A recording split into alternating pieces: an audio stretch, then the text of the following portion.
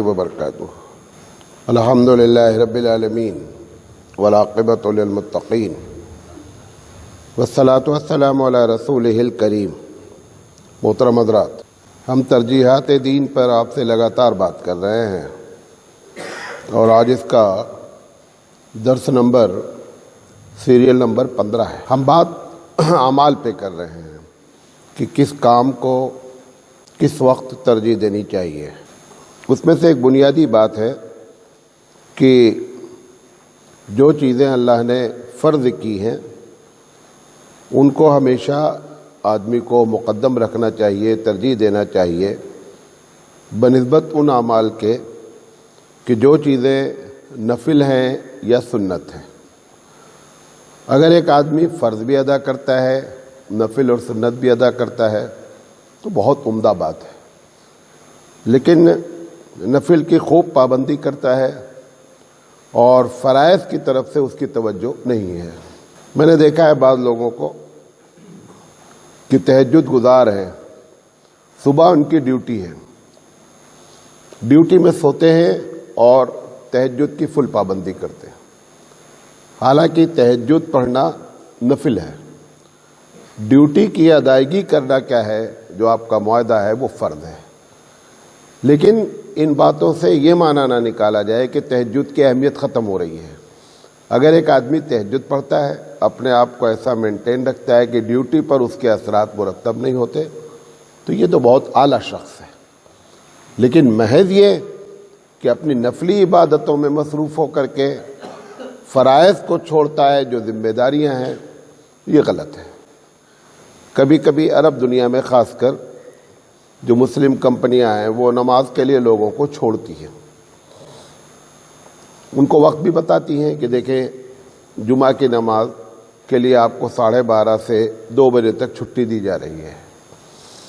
اب یہ کیا کرتے ہیں کہ ویسے تو جمعہ میں 2 رکعت پڑھ کر بھاگتے ہیں عام دنوں میں، لیکن جب ان کو سرکاری طور پہ 1.5 گھنٹے کی چھٹی ملی رہتی ہے تو خوب دیر تک 1.5 گھنٹہ کے علاوہ آدھا گھنٹہ اور بتاتے ہیں اور یہ سمجھتے ہیں کہ میں بڑی عبادت جمعہ کے دن کر رہا ہوں۔ جو آپ کو وقت دیا گیا ہے اسی وقت میں آپ کیا کریں، اپنا کام پورا کر کے ڈیوٹی پر اٹینڈ کریں، کیونکہ ڈیوٹی کیا ہے، فرض ہے۔ اسی طریقے سے لوگ نفلی حج کرتے ہیں، یہ اس کے پہلے بھی گفتگو میں اس کا ذکر ہوا ہے کہ نفلی حج کرتے ہیں۔ بے شمار لوگ، ایک دو نہیں ہیں، بے شمار لوگ ہیں حج کے سفر میں فرض نماز چھوڑتے ہیں۔ سفر کے نام پر سفر میں جا رہے ہیں، ٹرین میں نماز نہیں پڑھتے ہیں، وہاں پہنچ کر کے بہت سی نمازیں چھوڑتے ہیں، حالانکہ سارے نوافل حج کا ثواب اگر ایک پلڑے میں رکھ دیا جائے اور ایک وقت کی نماز فرض کا ایک پلڑے میں رکھ دیا جائے تو آپ کے سارے نفلی حج ایک وقت کی نماز کو کور نہیں کر سکتے۔ لیکن سفر میں بھی چھوڑتا ہے، وہاں بھی چھوڑتا ہے، تھک جاتا ہے، بوڑھا ہے، سب کچھ کرے گا، لیکن اس کو شوق ہے کہ مجھے نفلی حج کرنا ہے۔ لہذا یہ جو چیز ہے کہ فرض کو پیچھے کیا کر رہا ہے، سنن اور نوافل کو آگے کر رہا ہے۔ آپ دیکھیں کہ رمضان جب آتا ہے تو ایک بڑی تعداد تراویح پڑھتی ہے، جو پڑھتے ہیں وہی لوگ رمضان جس دن ختم ہو جاتا ہے اس کے بعد سے فرض نماز بھی نہیں پڑھتے۔ حالانکہ ساری تراویح مہینے بھر کی رکھ دی جائے اور ایک فجر کی نماز ایک طرف رکھ دی جائے تو مہینے بھر کی تراویح فجر کی نماز کو کور نہیں کر سکتی۔ تراویح کا شوق ہے، لیکن اسی کے بعد 11 مہینے وہی لوگوں کو فرض نماز کا شوق نہیں ہے۔ اگر کوئی آدمی تراویح بھی پڑھتا ہے، فرائض بھی پڑھتا ہے، وہ تو الگ بات ہے، وہ تو بہت اونچا مقام ہے، لیکن اتنی توجہ کے ساتھ، ساری تیاری کے ساتھ پہلے آنا ہے، پہلی صف میں بیٹھنا ہے، اور جیسے ہی چاند نکلا یہ بھی عید کا چاند ہو گئے، نظر ہی نہیں آتے۔ یہ جو کیفیت ہے ہماری، یہ ساری لا علمی ہے ہماری، ہم سمجھ ہی نہیں پا رہے ہیں، ہم کو بتایا بھی نہیں جا رہا ہے، ہم کو سمجھ میں بھی نہیں آ رہی ہے کہ ہم فرائض کو چھوڑ کر نفل کے ذریعے فرض کبھی بھی میک اپ نہیں ہو سکتا ہے۔ نفل نفل ہے، فرض فرض ہے۔ اس کے پہلے بھی غالباً آپ کو مثال دی تھی کہ ایک آدمی ایک روزہ جان بوجھ کر چھوڑ دے، پوری زندگی نفل روزہ رکھے، 11 مہینے لگاتار ہر سال، تو بھی حضرت علی رضی اللہ تعالیٰ عنہ کا فتویٰ ہے کہ ایک فرض روزے کے برابر پورے زندگی کا نفل روزہ نہیں ہو سکتا۔ آپ اس سے اندازہ لگائیں کہ فرض کی اہمیت کتنی بڑی ہوتی ہے۔ ہمارے مزاج میں یہ چیز جو داخل ہے یہ غلط ہے اور اس کی اصلاح ہونی چاہیے۔ کتنے لوگ ہیں جو قرضہ ہے ان کے اوپر، میں ہزاروں لوگوں کو میں جانتا ہوں جو واٹس ایپ سے جڑے ہوئے ہیں، عمرہ کرنے جا رہے ہیں، اپنا قرضے کی ادائیگی کی فکر نہیں ہے، قرضہ نہیں ادا کر رہے ہیں، بلکہ کیا کر رہے ہیں، حج پہ حج کر رہے ہیں، عمرے پہ عمرہ کر رہے ہیں۔ بہت سے لوگ ایسے ہیں، آپ مسجد میں اعلان کریں صدقہ دیں گے، خیرات دیں گے، قرضہ ادا کرنے کے لیے تیار نہیں ہیں۔ حالانکہ قرضہ ایک اتنی بڑی بات ہے، اللہ کے رسول صلی اللہ علیہ وسلم مکے میں خاص کر مدینے کے شروع کے دنوں میں جب نماز جنازہ آتا، کوئی بھی، یقینی بات ہے کہ جس کی نماز جنازہ اللہ کے رسول پڑھا دیں اور اس کے لیے دعا کریں کہ اللہم اغفر لحینا و میتنا، اللہ اپنے نبی کی دعا کو قبول کرنے کے 99.9% چانس ہے کہ اللہ قبول کر لے گا۔ اللہ کے رسول پہلا سوال کرتے تھے کہ جو جنازہ آیا ہے ان کے اوپر قرضہ ہے یا نہیں ہے۔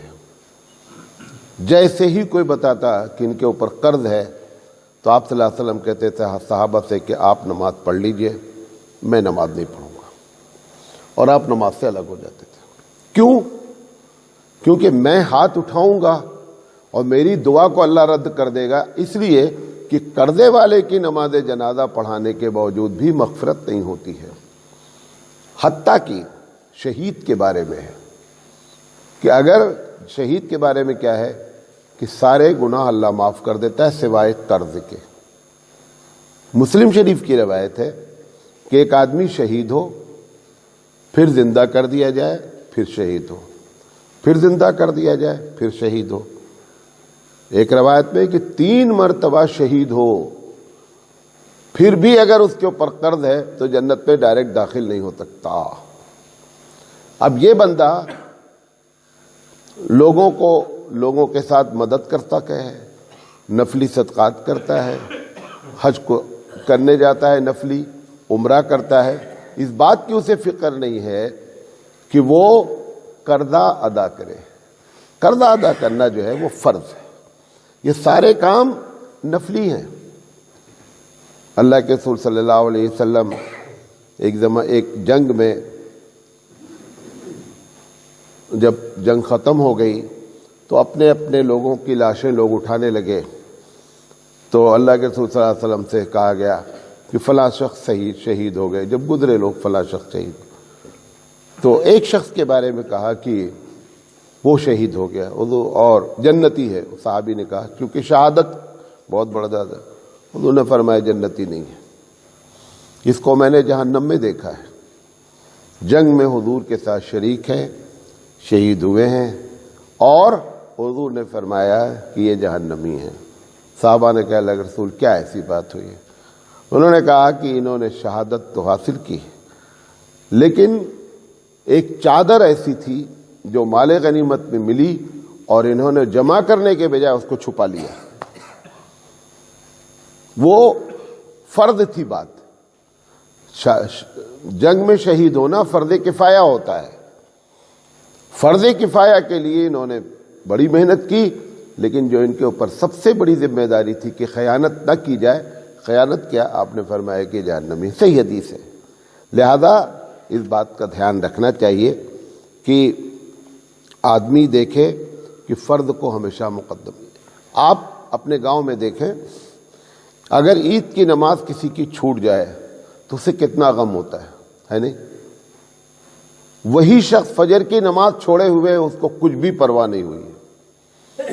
روز آپ عید کی نماز پڑھیں، ڈیلی عید کی نماز پڑھیں، اور ایک دن کی فجر چھوڑیں تو فجر کے چھوڑنے کا گناہ اتنا بڑا ہے کہ زندگی بھر کی عید جو ہے وہ کور نہیں ہوتی۔ عید ہمارے نزدیک امام اعظم علیہ الرحمہ کے نزدیک واجب ہے عید کی نماز، امام شافعی رحمۃ اللہ علیہ کے نزدیک سنت ہے۔ اب اس کو سنت چھوڑنے کا بہت غم ہے، لیکن اسی دن کی فجر چھوڑنے کا اس کو ذرہ برابر احساس نہیں ہے۔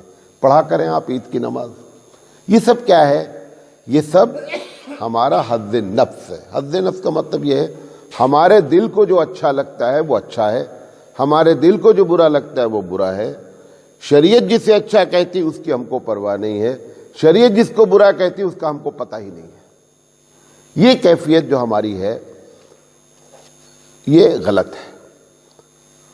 جمعہ پڑھنے اس ٹاپک سے مطلب نہیں، جمعہ فرض ہے۔ میری بات سمجھ میں نہیں آتی جو آدمی کے وہ یقین کامل ہے کہ جمعہ فرض ہے، اس کو پانچوں وقت نماز کی فرضیت کا یقین کیوں نہیں ہوتا ہے؟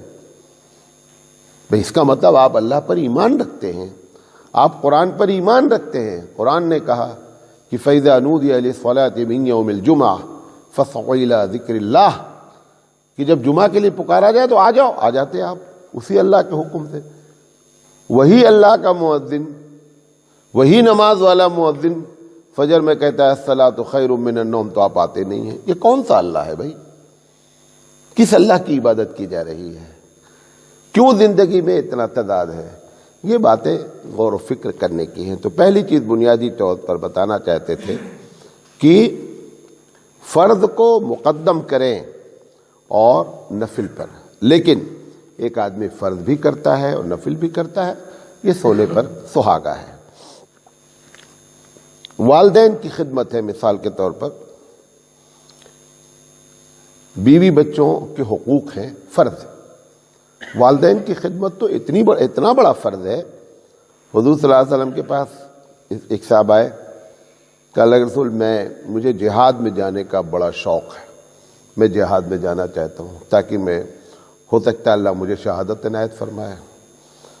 حضور صلی اللہ علیہ وسلم فرمایا احی والدہ کا، کیا تمہارے والدین زندہ ہیں دونوں میں سے کوئی؟ تو انہوں نے کہا ہاں۔ فرمایا فیہما جاہدا کا، تمہارا جہاد ان دونوں کی سیوا کرنا ہے، ان کی سیوا کرو، وہ کام فرض ہے۔ یہ فرض کفایہ ہے۔ فرض کفایہ کا مطلب کچھ لوگ کر لیں گے فرض ادا ہو جائے گا۔ تمہارے جنگ میں جانے نہ جانے سے کوئی بہت فرق نہیں پڑتا ہے، لیکن اگر تم ہی اکیلے گھر میں ہو، تم ہی کو امی ابو کی خدمت کرنی ہے، تو تم ان کو چھوڑ کر کے چلے جاؤ گے تو ایک بڑا مسئلہ ہو جائے گا۔ وہ چیز سنن اور نوافل میں داخل ہے، یہ خدمت فرض ہے۔ کتنے لوگ ہیں میں جانتا ہوں، واٹس ایپ پر آتے رہتے ہیں، بیویاں سوال کرتی ہیں، لوگ جماعت میں چلے جاتے ہیں اور گھر میں والدین پریشان ہیں، بیوی بچوں کے حقوق نہیں ادا ہو رہے ہیں، ان کو خرچہ پانی نہیں دیا ہے، یہ بڑے مست ہے کہ میں 40 دن 4 مہینہ جماعت میں لگا کر آ گیا ہوں۔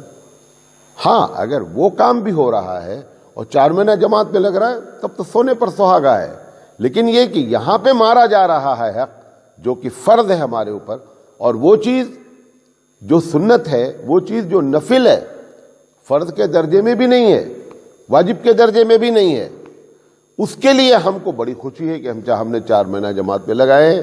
امی ابو بچے بیوی کیسے گزارے ہیں اس کی ہم کو چنتا نہیں ہے۔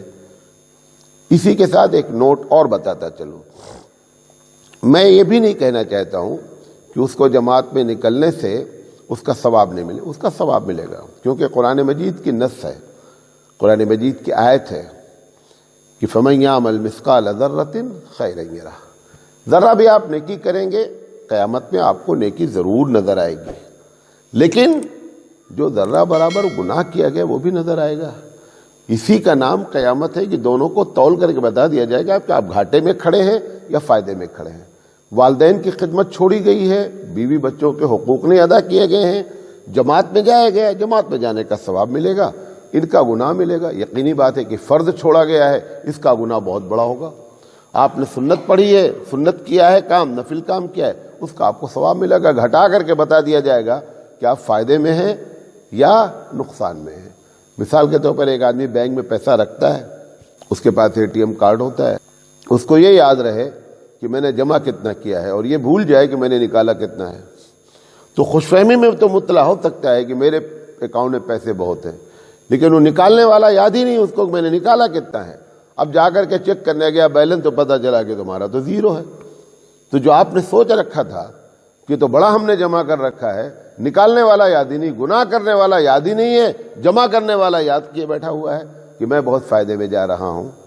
تو اس طریقے سے جو ہے وہ فرض کو مقدم کریں اور نفل کو جو ہے اور سنت کو مؤخر کریں۔ یہ ایک بہت بڑا ٹاپک ہے، تھوڑی سی بات کریں گے اور انشاءاللہ بعد میں بات کریں گے۔ حقوق العباد، دو حق ہوتے ہیں، ایک اللہ کا حق ہوتا ہے، ایک بندوں کا حق ہوتا ہے۔ جو اللہ کا حق فرض ہے اس پر ہم بحث نہیں کر رہے، وہ تو کرنا ہی کرنا ہم کو، روزہ نماز جو فرائض ہے اس سے بحث ہی نہیں ہے۔ حقوق العباد بھی فرض ہے۔ اب ایک بندہ اللہ کے حق کو کرنے کے لیے بڑی کوشش کرتا ہے، بندے کا حق ادا کرنے کی فکر نہیں کرتا ہے۔ کبھی کبھی دونوں فرض اکٹھا ہو جائے تو بھی بندے کا حق مقدم کیا جائے گا، سب میں نہیں، بعض چیزوں میں۔ مثال دیتا ہوں، آپ کے پاس 5 لاکھ روپے ہیں، آپ حج کی تیاری کر رہے ہیں، فرض حج کی۔ کون سے حج کی؟ فرض حج تیاری کر رہے ہیں۔ ابا کا انتقال ہوا ہے، بہن کا حصہ 4 لاکھ روپے بن رہا ہے گھر میں، کھیتی میں، کیش میں۔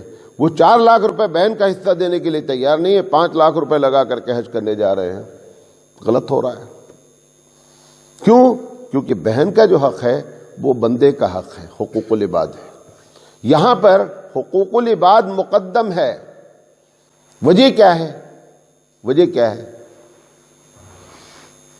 اللہ مومنوں کے ساتھ جو رحم کرے گا اس میں سے بڑا رحم کیا ہے کہ اپنے حق کو آپ کے ہمارے توبہ کرنے سے معاف کر دے گا۔ آپ بندے کے لیے لاکھ توبہ کریں، اللہ میں نے بہن کا حق مارا ہے مجھے معاف کر دے، کبھی زندگی میں نہیں معاف کرے گا وہ۔ کیوں؟ کیونکہ یہ کیا بات ہوئی کہ میں لڑائی کروں ان سے اور معافی مانگوں ان سے، یہ کیا معاملہ ہوا؟ بھئی جس سے آپ نے لڑائی کی، جس کو گالی دی، معافی اس سے مانگیے۔ یہ کون سی ترتیب ہوئی کہ گالی دی جائے گی ایک کو اور معافی مانگی جائے گی دوسرے کو؟ مارا بہن کا حق ہے، معافی اس سے مانگو۔ معافی مانگ رہے ہیں اللہ سے، اور مارا کس کا حق ہے؟ بندے کا حق مارا ہے۔ تو حقوق العباد کو لوگ ہلکا لے رہے ہیں۔ ایک بڑی تعداد جہنم میں جانے کی وجہ مومن کی حقوق العباد ہوں گے، حقوق العباد ہوں گے۔ بندے کا حق بندے نے کیا کیا ہے؟ مارا ہے۔ آپ بتائیے، ہزاروں حاجی ہیں، لاکھوں حاجی ہیں، بلکہ میں کہوں اگر کروڑوں ہیں، کروڑوں حاجی ہیں جنہوں نے حج کیا ہے، اتنے پیسے اگر وہ چاہتے اپنی بہن کو دے دیتے تو اس کا حق ادا ہو جاتا اور حج کی فرضیت ہی نہیں ہوتی۔ پھر 5 لاکھ روپے آپ کے پاس تھے، آپ نے بندے کا حق ادا کرنے کے بعد پیسے نہیں بچا تو حج چھوڑنے کا کوئی گناہ ہی نہیں ہوا، کیونکہ حج کی فرضیت ہی ختم ہو گئی۔ لیکن نہیں، وہ بہن کا حق نہیں دے گا۔ باپ قرضہ لے کر کے بیٹی کے جہیز کا انتظام کرے گا، کرتا ہے، لیکن اس بیٹی کی وراثت دینے کے لیے تیار نہیں ہے۔ بعض لوگ تو وصیت کرتے ہیں کہ بیٹا تم لوگ بانٹ لینا، اسے بہن کا کچھ بھی نہیں ہے، یہاں تک کا کہتے ہیں، اپنی بیٹی کے لیے بول کے جاتے ہیں، حالانکہ اس کا حق ہے، اللہ نے حکم، اور وہ بھی کوئی رسول یا ایرو غیرو ہم جیسے مولانا لوگوں نے وہ حق نہیں متعین کیا ہے، تو اللہ کا بیان کردہ حق ہے۔ قرآن مجید کہتا ہے کہ بیٹیاں اگر ایک ہے کسی کے اور لڑکا نہیں ہے تو پراپرٹی کا آدھا حصہ بیٹی کا ہے۔ اگر لڑکی 2 ہے، لڑکا نہیں ہے تو 66% بچی کا ہے۔ آپ نے سب کھا لیا، مار لیا، اور حاجی صاحب بنے بیٹھے ہیں، بہت خوش ہو رہے ہیں۔ لوگ جا رہے ہیں ایئرپورٹ پہنچانے جا رہے ہیں، ایئرپورٹ لانے جا رہے ہیں، مالا پہنائی جا رہی ہے، بہت خوش، کیونکہ اس میں اچھا لگتا ہے نا۔ بیٹی کا حق دینے میں، بہن کا حق دینے میں مزہ ہی نہیں آتا ہے۔ حالانکہ مزہ آنا چاہیے تھا، خوش ہونا چاہیے تھا کہ ہم نے اللہ تعالیٰ کے بیان کردہ حقوق کو ادا کیے ہیں۔ تو ابھی آج میں نے ایک بات کی صرف کہ حقوق العباد، بندوں کا حق پریفرنس دیا جائے گی، ترجیح دی جائے گی اللہ کے حق کے اوپر، اور یہ حق سے مراد وہ حق ہے اللہ کا جو فرض نہیں۔ ایسا نہیں ہے کہ نماز فجر کی نماز کا وقت ہو رہا ہے اور آپ اس جگہ پہ کہیں نہیں حقوق اللہ، اس وقت حقوق اللہ ہی ہے۔ یہ جتنی باتیں میں کروں گا اس سے مراد فرائض نہیں ہے، فرائض اللہ کے حق میں تو آپ کی ڈیوٹی ہے، ہم ڈیوٹی ہے وہ کرنا ہی کرنا ہے۔ انشاءاللہ زندگی رہتے پر ہم تفصیل سے بات کریں گے ابھی، اور بہت سی حدیثیں آپ کو ہم انشاءاللہ اس پر پیش کریں گے اور بہت سی مثالیں بھی پیش کریں گے۔ اللہ تعالیٰ سے دعا ہے کہ اللہ تعالیٰ کہنے سے زیادہ عمل کرنے کی توفیق عطا فرمائے۔ وآخر دعوانا ان الحمدللہ رب العالمین۔ سبحان اللہ و بحمدہ، سبحانک اللہم و بحمدک، اشہد ان لا الہ الا